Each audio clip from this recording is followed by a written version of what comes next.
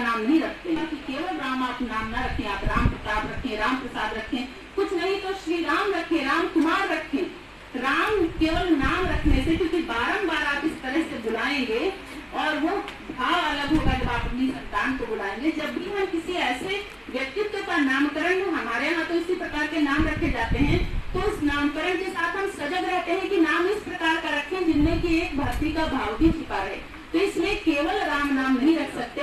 इसलिए हमारी वर्तमान पीढ़ियों को भी ये सोचना चाहिए कि हमारे परंपरागत रूप से हमारी जो परंपरा है संस्कारों की, उस परंपरा का निर्वहन करते हुए चले। यही नहीं, जो हमारा जात कर्म होता है उसके बाद शलाका से ओम लिखते हैं, ओम के बाद हम राम लिखते हैं। हमारे यहाँ जब हम कलम दवात की पूजा करते हैं तो हम श्री गणेशाय नमः के साथ ही राम राम भी जितने अधिक पृष्ठों पर लिख सकते हैं लिखते हैं। अनेक ऐसे लोग भी हैं जो केवल राम नाम का जप ही नहीं करते, वे राम राम लिखते भी हैं और इतने बार लिखते हैं जिसकी कोई गणना नहीं होती है। ऐसे भी वर्तमान में साधक हैं और ये साधना का पथ ऐसा है जो किसी के द्वारा स्फूर्त नहीं किया जा सकता, निर्देशित नहीं किया जा सकता, व्यक्ति के हृदय में स्वतः स्फूर्त होता है।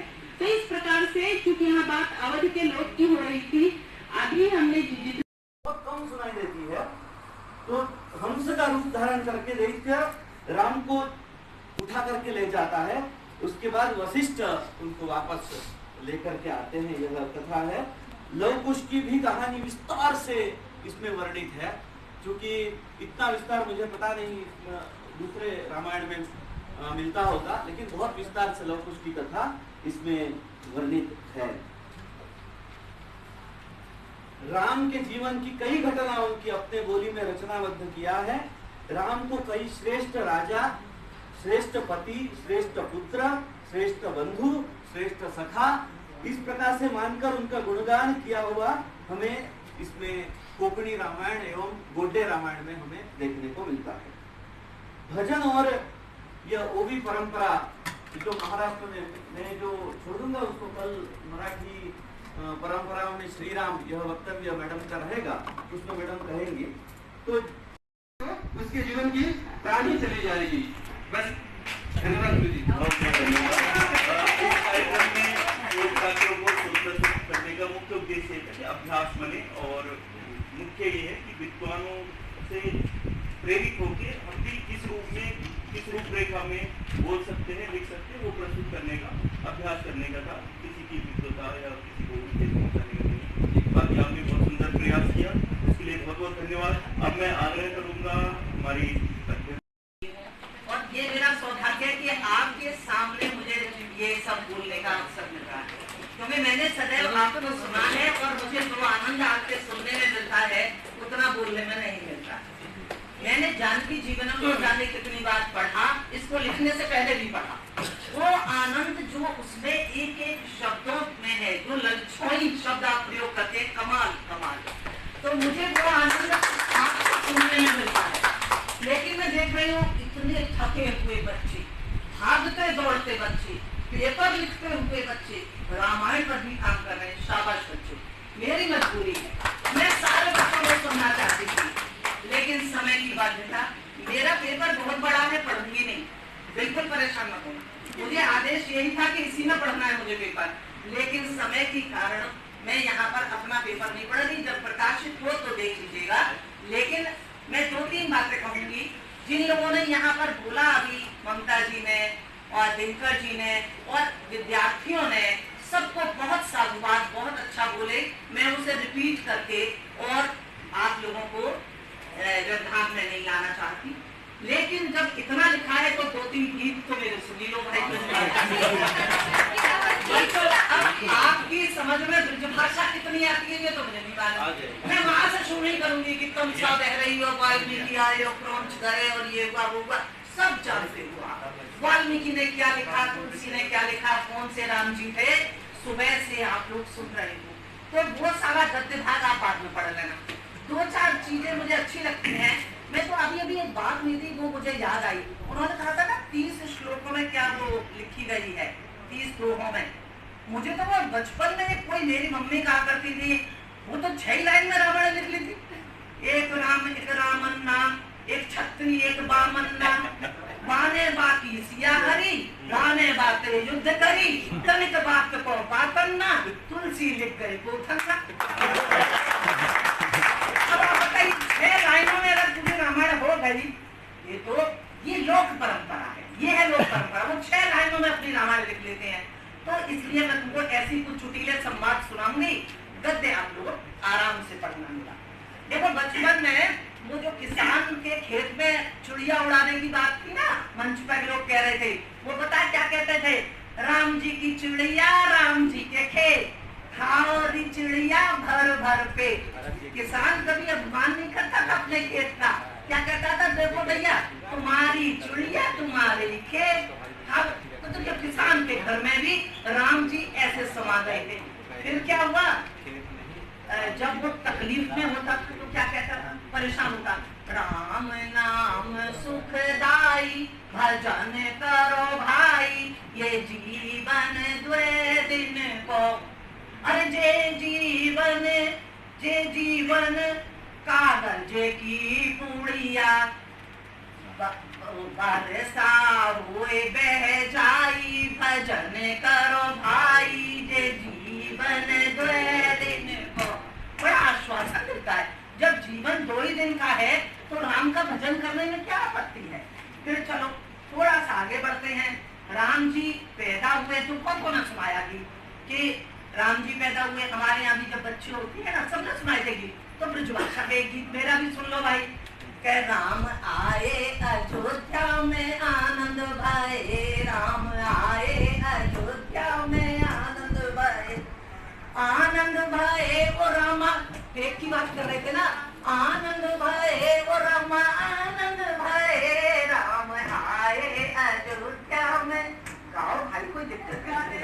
आनंद भाई राजा दशरथ के 4 बेटा, राजा दशरथ के 4 बेटा, सब घूमे अयोध्या में आनंद भाई, सब घूमे अयोध्या में आनंद भाई, राम आए अयोध्या में आनंद भाई।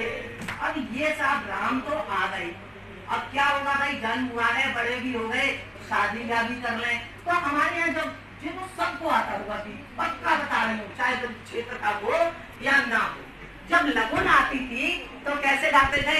रघुनंदन फूले न समाए, लगुने आई हरे हरे लगुने आई, मेरे अंगना रघुनंदन फूले न समाए। इसमें जोड़ते जाते थे कि बाबा सच गए, ताऊ सच गए सबरी बारात, और रघुनंदन तो ऐसे सज गए जैसे श्री भगवान। अब आप देखिए रघुनंदन सजे हैं श्री राम की तरह, कितना आनंद आता है। अब आप उस राम बारात के साथ साथ, हमारे तो राम बारात निकलती है ना, तो राम बारात के साथ साथ क्या आनंद। ले बदल गई है, बस आप ले देखिए, ले कितनी जल्दी बदलती है कि रंग बरसे, वो वाला नहीं, अमिताभ बच्चन वाला। राम रंग बरसे गोम, अरे रंग बरसे कछु अमृत, अमृत नहीं कहूंगी मैं, जो भाषा में अमृत नहीं है। अरे रंग बरसे कछु अमृत बरसे, और बरसे कस्तूरी रंग बरसे। राम जी दरवाजे पे आ गए, रंग बरसना तो स्वाभाविक है भाई, अगर दरबार पे राम हो। अब क्या हुआ? अब कौन आएगा भाई राम जी के बाद में? जयमाला लेके सीता जी ने आना है ना। अब एक चीज मैं आपको बता रही हूँ कि एक बच्चों हमारे यहाँ एक ढोला गाया जाता है, सब आदेश साथियों में ढोला गीत गाया। ढोला का मतलब होता है बच्चों पथ गीत, रास्ते चलते हुए औरतें गाती हैं, उसके लिए ढोलक की जरूरत नहीं होती, बस उसकी लय फर्क होती है, उसकी लय एकदम फर्क होती है ढोला गाने की। और जो अभी संवाद शैली की बात आई थी ना सर, की वो आपस में संवाद शैली में बात करते हैं, इसमें वही संवाद शैली होती है। तो हमें जब गाऊंगी ढोला तो आप लय देखिएगा, उसमें किसी ढोलक और म्यूजिक की जरूरत नहीं है, केवल उसमें सीता से कुछ पूछा जा रहा है और सीता उसका जवाब दे रही है, वार्तालाप शैली में संवाद है। तो आप लोग जरा थोड़ी देर मुझे दे दो, 2-3 मिनट, आनंद आएगा फिर चलेंगे, ठीक है? अब देखिए मैं गाते सुना रही हूँ, रास्ता चलते चलते कैसे गाते हैं। सिया ठाणी जनक दरबार, सिया ठाणी जनक दरबार। अब देखिए ना उतार चढ़ा। सूरज हे सूरज लोटा दे राई, ये प्लुत जाएगा बहुत देर तक। दे राई सिया मांगनो होए सोई मांग सिया। तो वो क्या कहती है सिया? तपस्या ये तपस्या पूरी है गई। तो सीता ने क्या मांगा? संवाद बदल गया। मैंने मांगो अयोध्या स्वराज, मैंने मांगो अयोध्या स्वराज। सरयू तो ए सरयू तो मांगी नाय देखो, मैंने बर मांगे श्री राम, मैंने बर मांगे श्री राम। और देवर नहीं देवर, ए देवर छोटे लक्ष्मण से। अब आपने देखा ये है ढोला। और फिर शादी हो गई और जब वो विवाह से विदा करा के सीता को आ रहे हैं तो हरे हरे आपने सुना होगा, एक गीत होता है ब्रज में, हरे हरे जरूर गाते हैं उसमें। तो देखिए, रघुनंदन बरना जो ब्याह लाए, हरे हरे ब्याह लाए, जनक लाली रघुनंदन बरना ब्याह लाए, हरे हरे ब्याह लाए, जनक लाली। अरे गल पे जंती माला सोए बन आए श्री राम। ठीक है, आया आनंद। तो वो ऐसे करके अब एक सर मैं आपके लिए एक चीज बड़ी लेकर आई हूँ स्पेशल। वो आपने इसमें लिखा है जानकी जीवन में वो गाली गाई है जो उस समय बैठी, जो गाली की इन्होंने भी ममता जी ने बात की गाली। तो सर ने बड़ी अच्छी बात कही थी, वही बात इस गीत में मुझे पकड़ में आई तो मैं लेके आई हूँ। ये जानकी जीवन में मिलेगा। तो मैं सुनो राम, आप लोगों को शायद पता होगा दशरथ जी ने वो खीर से खाके और कौशल्या वगैरह ने बच्चे हुए थे, तो वो गाली क्या गाई गई? तुम सुनो राम घने श्याम हमारी गारी रस की भरी, तुम सुनो राम घने श्याम हमारी गारी रस की भरी। अरे दशरथ ने यज्ञ रचायो, दशरथ ने यज्ञ रचायो, कई मुनीश्वर खीर हमारी गारी रस। दूसरी पंक्ति में क्या कहते हैं? क्या खीर खात रानी गरब ठहरे गए, खीर खात रानी गरब ठहरे गए, तब जाए रघुवीर हमारे। मतलब तुम्हारे यहाँ तो आदमी वो दशरथ पे बच्चे नहीं हुए तो खीर से बच्चे पैदा हुए, ऐसी गाली गा के वो बड़ा मनोरंजन करती है। तो इस गीत में कहीं उल्हाना नहीं, मनोहार है, गुदगुदाना है, वो भी हंसते हैं। इसमें गाली खाने वाला और गाली देने वाला दोनों ही अनुग्रहित होते। भाई बड़ा आनंद आया रोटी खाते खाते, गाली सुनने में मजा ही अलग है। एक चीज भात है बच्चों, जानते हो भात? भात देना, जैसे बहन के यहाँ शादी होती है तो वो लेके आता है। अच्छा, रामायण का सबसे अच्छा भाई कौन सा है? भरत से भी अच्छा लक्ष्मण मानते हैं ना सब लोग, कहते हैं लक्ष्मण बहुत अच्छे थे। तो जब भात की बात आती है तो गीत में लक्ष्मण आते हैं, भरत नहीं आती, शत्रुघ्न नहीं आती। अरे मेरे लक्ष्मण वीर भात घनेरो लइयो, घनेरो बहुत सा भात घनेरो लइयो, मेरी सास को साड़ी लइयो और ससुर को सूट सिलइयो, गले बिच लइयो जनी बात घनेरो लइयो। ठीक है ना? अब घनेरो भात लेकर लक्ष्मण जैसा भाई भी आएगा। अभी लोक परंपरा में राम नहीं थे तो क्या है? और मुझे सबसे ज्यादा जब देवी के गीत की पूजा पर एक भजन मैंने सुना कि राम ने कैसे केवट से अपनी बात कर दी है, बड़ा अच्छा गीत था। अरे केवट ते कह रहे राम, ओ राम ने गुनाब सिदोसी ले लियो। सिदोसी माने किनारे। अर्ली इन द मॉर्निंग 5 बजे। हाँ, अरे नो मत जाने में बिना मात को, कौशल्या मेरी मात हो मात ने के नाम से। ऐसे करके पूरे गीत में अपनी पूरी फैमिली का लेखा जोखा है, जो राम बताते हैं कि मैं अनाथ नहीं हूँ, असहाय नहीं हूँ, मेरे पूरा भरा पूरा कुनबा है भाई, पर अब क्या करूं, मजबूर हूँ, जा रहा हूँ। माता के कहती बुराई नहीं करते, पर कहते मेरे सब कोई है, पर नाम जल्दी दे, जो नहीं दे लोग खींच लगते हैं। तो ये गीत इसमें गाया। और फिर तो मैं कहूँ कि राम नाम लड़ुआ, गोपाल नाम घी, हरि का नाम मिश्री, तू बोल बोल करती। और इसके बाद हम चलेंगे आखिरी गीत की ओर, बिल्कुल आखिरी में 3-4 पन्ने लगती है। एक प्रसंग और सुना दूं, बस छोटा सा बिल्कुल, कि सीता ठाड़ी पछताए कुश वन में भाई। अब कुश अगर राजमहल में होते ना, जो कुश होते राजमहल में, जो कुश होते राजमहल में, चरुआ देती दरबार कुश वन में भाई। चरुआ रखना, सतिये रखना, ये सारी हमारी लोक परंपराएं हैं जो राम के द्वारा, उनके परिवार के द्वारा पूरी की जाएंगी। और जिस अंतिम गीत की मैं बात कर रही हूँ, वो गीत एक प्रसंग है जब सीता की मुद्रिका प्रसंग समझ सकते हैं आप।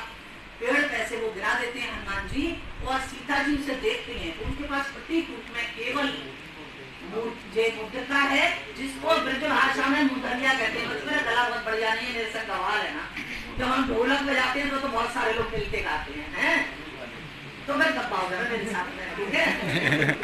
अब सुनना, देखो एक प्रसंग से मनोवैज्ञानिक चिंतन देखना कि सीता ने वहीं से प्रसंग उठाए हैं जहाँ से उन्होंने श्री राम को देखा है।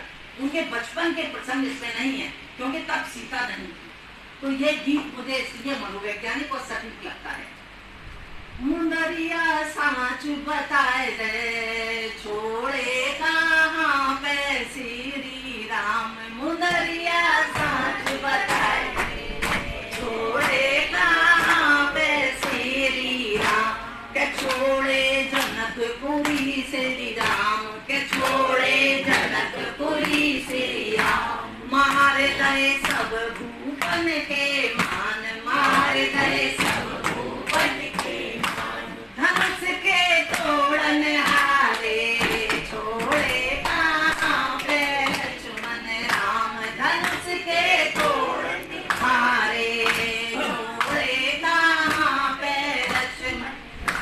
के छोड़े अवधपुरी श्री राम, के छोड़े अवधपुरी श्री राम। मांग लय के कई ने वरदान, मांग लय के कई ने वरदान। वचन के पालन हारे, छोड़े कहाँ पे लक्ष्मण राम। मुंदरिया साँच बताए है, छोड़े कहाँ। अब आगे चलो। के छोड़े पंचवटी श्री राम, के छोड़े पंचवटी श्री राम। काट लय सूपन खा के कान, काट लय सूपन खा के कान। नाक के काटन हारे, छोड़े कहाँ पे लक्ष्मण राम। नाक के काटन हारे, छोड़े कहाँ पे लक्ष्मण राम। के छोड़े लंकपुरी श्री राम, के छोड़े लंकपुरी श्री राम। ले लए कुंभकर्ण के प्राण, ले लए कुंभकर्ण के प्राण। सिया के प्राणन प्यारे, छोड़े कहाँ पे लक्ष्मण राम। सिया के प्राणन प्यारे, छोड़े कहाँ। अंतिम है, राम मेरे दूर करो सब शोक, राम मेरे दूर करो सब शोक। पहुँचे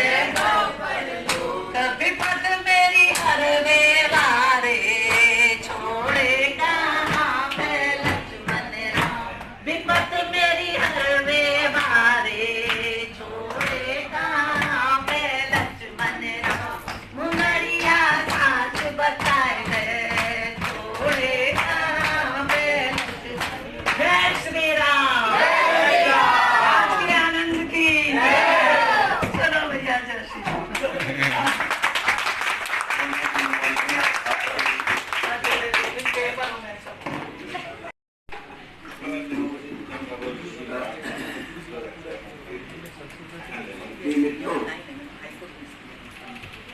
बहुत अच्छा सत्र संपन्न हुआ। जो हमारे वरिष्ठ मित्र हैं, प्रौढ़ हैं, उन्होंने जो कुछ व्यक्त किया वह तो परम प्रशंसनीय था ही। जीवन भर उन्होंने तप किया है, पढ़ा है, लेकिन मैं खास तौर से अपने प्रिय बच्चों को बधाई देना चाहूंगा कि रामकथा के प्रति उनके मन में भी इतना अनुराग है और बड़े परिश्रम से उन्होंने अपनी बात शोध लेख के रूप में तैयार भी की और यहाँ पर प्रस्तुत भी किया। कोई माँ के पेट से ही वेद व्यास बनकर नहीं आता है। हम सब आप ही की तरह विकसित हुए हैं। जब मैं बहुत छोटा सा था तो पितृहीन होने के कारण ज्यादातर अपने दादा के पास रहता था। वो श्रीमद् भागवत के बड़े प्रकांड पंडित थे, उनकी वाणी में अमृत था। तो जब हमारे घरों में कोई मेहमान आता था बाहर से तो दादाजी से मिलने या तो वो आता था या हमारे दादाजी स्वयं उम्र के हिसाब से, ये जो बड़ा है तो उससे मिलने जाते थे और मैं सदैव उनके पीछे पीछे लगा रहता था। मुझे भी साथ ले जाते थे। वो बचपना था और शायद व्यक्तित्व भी रहा होगा आकर्षक। तो रिश्तेदार पूछता था कि ये बच्चा कौन है, तो दादाजी पिताजी का नाम लेके बताते थे कि ये दुर्गा प्रसाद का मझला लड़का है। तो चूंकि पिताजी की मृत्यु बड़ी नई उम्र में हो गई थी, 25-26 साल की अवस्था में, हर आदमी जानता था। इस घटना से सभी परिचित थे। तो अचानक सबके मन में बड़ी करुणा पैदा हो जाती थी कि उनका ये मझला लड़का है। तो इतना ही नहीं कहते थे दादाजी, जैसे कोई सिखाया पढ़ाया कोई पंछी हो, परिचय देने के बाद कहते थे हाँ बेटा सुनाओ, कुछ सुनाओ इनको। और इतना कहना नहीं था कि मुझे जितना रटाए रहते थे वो, जिनका अर्थ भी मैं नहीं जानता था।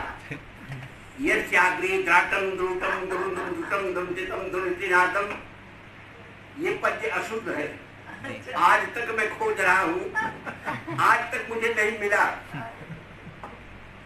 आज तक मुझे नहीं मिला।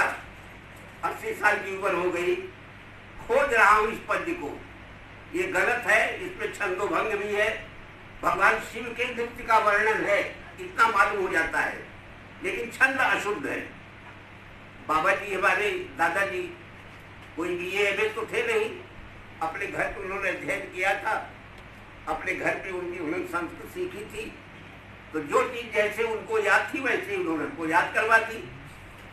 लेकिन किसी के घर में विवाह हो रहा हो, सब कुछ हो रहा हो, अंतिम शाखोचार हम ही पढ़ेंगे। कभी कभी हमारे साथ मेरे बड़े भाई भी खड़े हो जाते थे, देवेंद्र जी, और हम दोनों छवि लगा देते थे। गांव गिराव में कोई व्युत्पत्ति पे तो ध्यान देता नहीं, भाषा पे ध्यान देता नहीं। वो चूंकि कंठ था और कंठस्थ कविताएं थी, और जब कविता में सुना करके फुर्सत पे होता था तो एक विक्टोरिया की रजत उस जमाने का वो जो आजकल देखने को नहीं मिलेगा, वो निकलता था एक पूरा रुपया, और वो हमको मिलता था। अब उसको लेकर के मैं उछलता कूदता जब अपनी माँ के गदोरी पे रख देता था तो कितनी खुशी उसको हुई होगी, होती होगी। अब ये ईश्वर ही जाने, अब तो नहीं है हमारे साथ। ये बचपन का जो दादाजी के द्वारा दिया गया मंत्र था, जो उत्प्रेरणा थी, सच पूछे तो उसी ने संस्कृत पढ़ाया। अन्यथा मैं साइंस का विद्यार्थी था और घर वालों की इच्छा थी कि मैं इंजीनियरिंग करूं, कुछ भी हो सकता था, लेकिन मैं कई बार बचा और हर बार मैंने संस्कृत पढ़ने का निर्णय लिया। मुझे ऐसा लगने लगा कि यदि मैं जीऊंगा तो केवल संस्कृत पढ़ के ही जीऊंगा। संस्कृत यही जीवन है। संस्कृत पढ़ा लिखा व्यक्ति कभी आत्महत्या नहीं कर सकता। संस्कृत पढ़ा लिखा व्यक्ति कभी किसी का अपकार नहीं कर सकता, अकारण विद्रोह नहीं कर सकता, सकारण विग्रह भी नहीं करता है, और अकारण द्वेष करना तो उसके भाग्य में लिखा नहीं है। संस्कृत का व्यक्ति पदे पदे अपनी पराजय स्वीकार कर लेगा और सुखी रहेगा, क्योंकि अपनी पराजय के दुख को वो अपने उपास्य पर डाल देगा कि आपकी आज्ञा है, आपकी इच्छा है, आप चाहते थे कि मैं हार जाऊं, और अंत में उसको एक शीतल हृदय मिलता है प्रभु की ओर से। तो मित्रों, आज भी मैं संस्कृत पढ़ करके संतुष्ट हूँ। भगवान से यही प्रार्थना करता हूँ कि जब भी पुनर्जन्म मिले संस्कृत के प्रति यही अनुराग हो, क्योंकि संस्कृत पढ़ करके मैंने विश्व को जाना, संस्कृत पढ़ करके मैंने ईश्वर को जाना। ये देवताओं की भाषा थी, देवताओं से ये ऋषियों को मिली। ये दोनों बातें आचार्य दंडी कहते हैं, ये आचार्य दंडी स्वयं कहते हैं, ये दैवी वाक अन्वाख्याता महर्षि। ध्यान दीजिए, संस्कृतम नाम दैवी वाक, ये देवताओं की वाणी है, अन्वाख्याता महर्षि। और उनके बाद देवताओं की सृष्टि जब दृष्टि से ओझल हो गई, अदृश्य हो गई, तो मानवीय सृष्टि में वो उनसे ऋषियों मुनियों से वो भाषा हमारी उनसे जो है देवताओं से ऋषियों मुनियों को मिली। और देवताओं ऋषियों मुनियों के बाद यह एक ऐसे वर्ग को मिली जिसका नाम लेने से झगड़ा हो जाता है, लेकिन उसमें गलतफहमी नहीं होनी चाहिए। वहां पर ब्राह्मण जो है किसी रूढ़ जात के लिए नहीं आया हुआ है, वहां पर विप्र का तात्पर्य है यावत जीवम अधीते विप्रः, जो निरंतर पढ़ता लिखता रहे वही विप्र है। समझा न? ऐसे विप्रों के हाथ में पड़ी। तो संस्कृत की 3 स्टेज है। पहली स्टेज तो परमपिता परमेश्वर है, जो मृत्यु के बाद प्राप्त होते हैं। उसके बाद देवता है, देवताओं से ये भाषा आई मनुष्य जो है ऋषियों मुनियों में, और ऋषियों मुनियों से ये आई मनुष्य में, और मनुष्यों में जो भी प्रकोटि के हैं वो इसके अध्येता है। आज नासा भी ये स्वीकार कर रहा है कि हमको संस्कृत की बोलियों से हमको ओंकार की ध्वनि सुनाई पड़ने लगी है, हमने ओंकार को कैच कर लिया है। ये उनकी बात बता रहे हैं कि हमने ओंकार की ध्वनि को हमने सुन लिया है और उसको हम टेप कर चुके हैं, वो हमारे पास है। हम जब चाहते हैं तब उस ध्वनि को सुनते हैं, और हमें पूरा विश्वास है कि हम प्राचीन काल के ऋषियों मुनियों की वाणी, हो सकता है कि भगवान कृष्ण के मुंह से दिया गया गीता का उपदेश हम इसको प्रत्यक्ष हम प्राप्त कर लेंगे, क्योंकि ये देवताओं की वाणी। एक बात और उन्होंने कहा कि जो डिवाइन कल्चर है उससे हमारा संपर्क यदि किसी मानवीय वाणी से हो सकता है तो केवल संस्कृत से हो सकता है, और किसी भाषा से न वो समझते हैं और न कभी आपकी बातचीत होगी, लेकिन संस्कृत के माध्यम से आपकी उनसे बातचीत हो जाती है। इसलिए ये विश्वास कीजिए कि जो यज्ञ, जो तप जो जब तब आप करते हैं मंत्र का, ये पहुंचता है उनके पास, क्योंकि इसी एक भाषा को वो समझते हैं। वही बात आप हिंदी में कहिए, कुछ नहीं फल मिलेगा। अंग्रेजी में कहिए, बड़े श्रद्धा के साथ, वो समझते ही नहीं अंग्रेजी, लेकिन देवता संस्कृत समझते हैं, क्योंकि ये उनकी वाणी है। एक बात। दूसरी बातें, बहुत अच्छी अच्छी बातें यहाँ पर कही गई। ये राम कथा ये भारत की सीमाओं को पार करके बाहर तक निकली, और बाहर जब गई तो बाहर भी इससे तहलका मचाया। मैं 3 साल इंडोनेशिया में रहा। इंडोनेशिया में राम कथा 9वीं शताब्दी के अंतिम चरण में लिखी गई। योगीश्वर नाम का एक कवि था, महाराजा बलितुंग का राज्य कवि था, और उसने जो राम कथा लिखी उसका नाम है रामायण ककविन। ककविन माने काव्य, रामायण काव्य। इसमें 26 सर्ग हैं, 2778 श्लोक हैं, और इस कथा में भी जो लोक तत्व हैं वो देखते ही बनते हैं। हमारी तो 5000 वर्षों की राम कथा परंपरा में लोक तत्व बहुत कठिनाई से देखने को मिलता है। हमने जबरदस्ती अपने जानकी जीवन में देवर और भाभी के रिश्तों को लेकर के एक पूरा सर्ग हमने लिखा, जहाँ पर की सीता और उनकी बहनें जो है ये अपने देवरों के साथ जो है हंसी मजाक करती हैं, और बेचारे सोते हुए लक्ष्मण की मूंछ बना देती हैं और बना देती हैं, और उठने पर उनको शीशा दिखा करके हैरान करती हैं। ये मैंने जानबूझ के भरा, मैंने जानबूझ करके उसमें ये सर्ग पूरा का पूरा सीता के शैशव पर लिखा। और लड़कियां जितना खेल खेलती हैं, चक्की बना करके मिट्टी पीसना, ये करना, तैरना और गेंद खेलना, ये सब मैंने उसमें दिखाया। यहाँ तक के पॉइंट दिखाए कि एक दिन वो अपने पिता के पास आती हैं, बड़े प्यार से जनक अपने गोदी में बैठा लेते हैं, और दुलारते दुलारते एक बड़ा कठिन सवाल पूछ लेते हैं, और कहते हैं कि अच्छा बेटी ये बताओ कि मैं तुम्हें ज्यादा अच्छा लगता हूँ कि ये तुम्हारी मम्मी जी यानी सुनैना, इन दोनों में से कौन अच्छा लगता है? अब छोटी, इतनी छोटी है सीता, ये दुर्लभ प्रश्न उनके लिए बड़ा कठिन हो जाता है। अब वो सोचती है कि किसका नाम लूं, जिसका नाम लूं तो सब हमारा प्रकट हो जाएगा। कुछ सोच नहीं पाती है, एक बार माँ की ओर, एक बार पिता की ओर, जैसे बच्चे देखते हैं देखती हैं। और इसके लिए जो है रानी महाराज जनक को थोड़ा बुरा भला भी कहती है, ये क्या सवाल आपने बच्ची से पूछ दिया, अब वो क्या बात बताएगी? और सीता जब कुछ नहीं बता पाती तो रोने लगती। ये रोने के दृष्टि से वो प्रसंग हमने वहां पे समाप्त किया। इस सीमा तक मैंने लोक तत्व अपने उसमें रखा, क्योंकि मैंने ये पढ़ा था कि अंग्रेजों ने ये शिकायत की है हमारे बारे में कि ये लोग तो जो है राजधानी के कंगूरों में डूबे रहे, बड़ी हलचल देखी राजाओं की, उन्हीं की तेल मालिश करते रहे, इन्होंने अपनी आंखों से लोक नहीं देखा, झुग्गी झोपड़ियां नहीं देखी, गरीबों के घर नहीं देखे, और गांव गिराव का स्वभाव नहीं देखा। ये चीज मेरे मन में थी, क्योंकि सारा साहित्य पढ़ने के बाद मुझे लगा कि सचमुच हमारे पास 2-3 कैरेक्टर छोड़ करके एक रिपुदमन मिलता है अभिज्ञान शाकुंतल में, एक रोहसेन मिलता है हमको कटिंग में, और एक मिलते हैं लवकुश। इन 3 बच्चों के अलावा चौथा नहीं मिलता है। तो हमने कहा कि ये हमको बच्चों का साहित्य हमको बढ़ाना चाहिए। हमने लोक तत्व उसमें लिखा। तो इस तरह से लोक तत्वों की बड़ी आज आवश्यकता है। इस गोष्ठी का तात्पर्य यही नहीं है कि राम कथा में जो है लोक में राम कथा कैसे लिखी गई है, इसका ये भी मतलब प्रभाव होना चाहिए कि आधुनिक जो लिखे जा रहे ग्रंथ हैं, महाकाव्य इत्यादि, उनमें लोक तत्व के स्वरूप में आ रहा है। इसलिए मैंने राम का सीता का वनवास मैंने नहीं कराया, न महाकाव्य में और न नाटक में।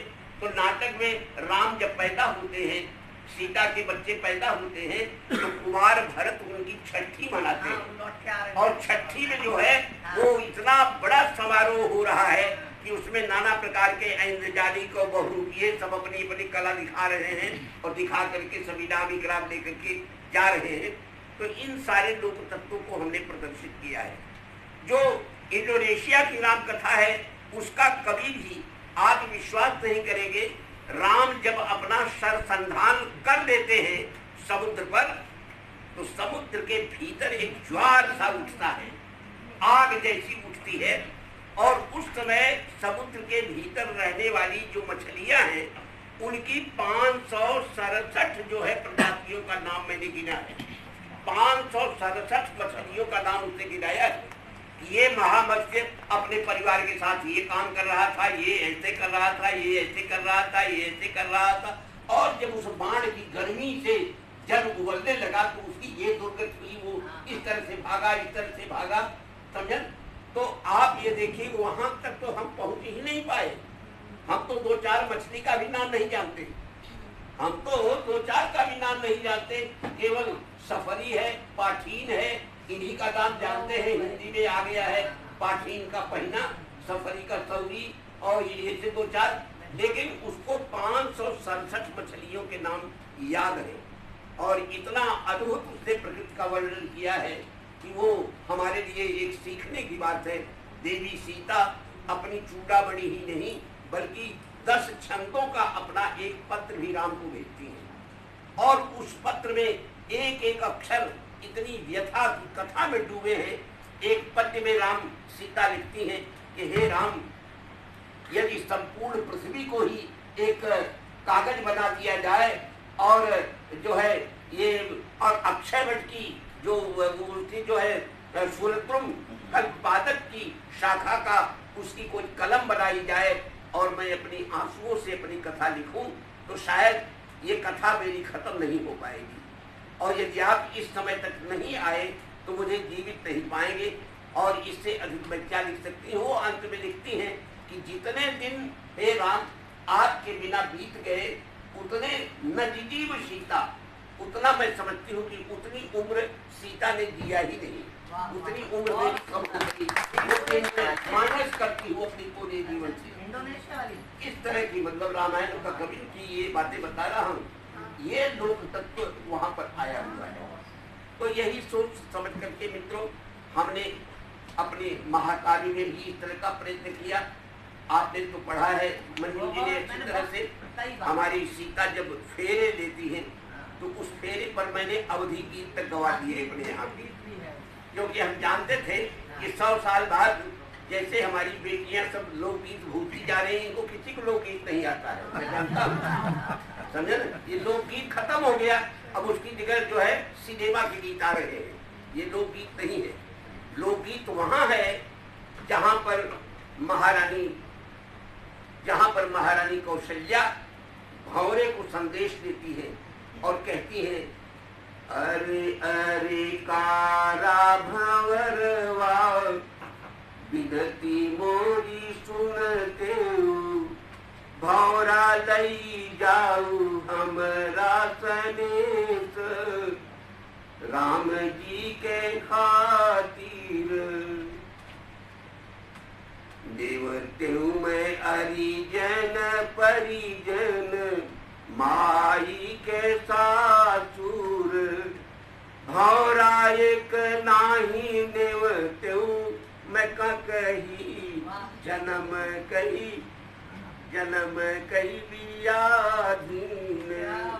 यानी आप देखिए सौतिया डाह वहीं से चल रहा है कि हमने सबको निमंत्रण भेज दिया है, लेकिन एक ककही को मैंने छोड़ दिया है क्योंकि मेरी जन्म की बहन है और उसको मैं राम की शादी के बारे में कुछ नहीं बता सकती। अब आप सोचिए क्या ऐसा संभव है, लेकिन लोक में संभव है। क्योंकि मैंने अपने वक्तव्य में यही कहा था कि लोक निरंकुश होता है, वो कवियों से भी ज्यादा निरंकुश होता है, और उसके मन में जो अन्याय बैठ गया वो कभी उसका साथ नहीं होता है। तो ये जो है उसकी लोक परंपरा है कि लोक परंपरा में इस तरह की बात तो भंवरें चलती हैं 1 बार 2 बार 3 बार 4 बार 5 बार 6 बार तक कोई कुछ नहीं बोलता। अच्छा। जैसे ही 7वीं बार हुई, समझे न, पहली भंवरिया के पूरत अजहू तुम्हारी न हो, लड़की कह रही है। ये पहली भावर पूरी हुई, अभी मैं तुम्हारी हूँ। सरी भंवरिया के पूरली अजहू तुम्हारी न हो। और कैसे कैसे कहते कहते और जैसे ही वो कहती है सतही भवरिया जो पूरनी भाई दो पराई। और तब तक आपको एक भयंकर सिसकी जो है माँ की, बिल्कुल बिल्कुल, और कोई रोए न रोए, माँ जो है संभाल नहीं पाती है अपने को। जैसे ही बच्ची कहती है अब मैं पढ़ाई हो गई, अब तुम्हारे साथ मेरा कोई संबंध नहीं, माँ बिना रोए नहीं रहती है। और जितने अपने घर की जो है खास खास महिलाएं हैं सब यहाँ तक कि भर पक्ष वाले जो हंसी मजाक कर रहे थे वो भी एकदम सन्न रह जाते हैं। वातावरण ऐसा गमगीन हो जाता है मंडप का कि उस मंडप पे सारी खुशियां जो है गायब हो जाती हैं। तो ये 7 भंवरों की जो कथा है, पता नहीं आज से 50 साल बाद 7 भंवरें रहेगी कि नहीं रहेगी। अब तो 1 घंटे में 1.5 घंटे में शादी हो रही है, अब ऑनलाइन विवाह हो रहा है, लड़का बैठा हुआ है, लड़कियां है, ऑनलाइन हो गया। तो धीरे धीरे ये परंपराएं लुप्त होती जा रही हैं मित्रों। लेकिन हम लोगों का कर्तव्य है कि अपनी संस्कृति को ये नष्ट नहीं होगी, ये नष्ट नहीं होगी, क्योंकि ये ऐसी अपनी बेहन डालती चली जाएगी कि अगली बरसात में फिर उसी से अंकुर निकलेगा। मैं इन्हीं शब्दों के साथ रहा, और आप सब इसी तरह से जो है संस्कृत की रक्षा करें, क्योंकि संस्कृत रक्षित रहेगी तो भारत भी रक्षित रहेगा। बहुत बढ़िया, आपका ऐसे आशीर्वाद विशेष उद्बोधन के लिए और सभी के लिए आशीर्वाद स्वरूप आपके वचन। राम जी को जिस प्रकार